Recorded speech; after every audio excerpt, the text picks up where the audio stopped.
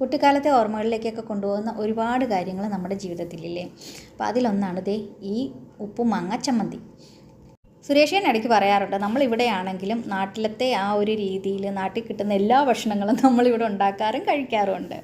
ഞാൻ കോളേജ് പഠിച്ചുകൊണ്ടിരുന്ന സമയത്ത് ഞാനും ശ്രീലേഖ ചേച്ചിയും കൂടെ ഞങ്ങളുടെ ഒരു ഫ്രണ്ടിൻ്റെ വീട്ടിൽ പോയപ്പോൾ അവിടെ നമ്മളൊരു വീട്ടിൽ കഴിക്കാൻ ചെല്ലുമ്പോൾ എന്തൊക്കെ കറികളുണ്ടെങ്കിലും എക്സ്ട്രാ എന്തെങ്കിലും കൂടി ഉണ്ടാക്കാറില്ലേ. അപ്പോൾ അന്ന് അവർ ഇതും കൂടി ഉണ്ടാക്കിയിട്ടുണ്ടായിരുന്നു. അതിൻ്റെ ഒരു രുചിയുണ്ടല്ലോ, നന്നായിട്ട് വിശന്നിരുന്ന് കഴിച്ചുകൊണ്ട് അത് നമുക്ക് ഒരിക്കലും മറക്കാൻ പറ്റാത്തൊരു അനുഭവമാണ്.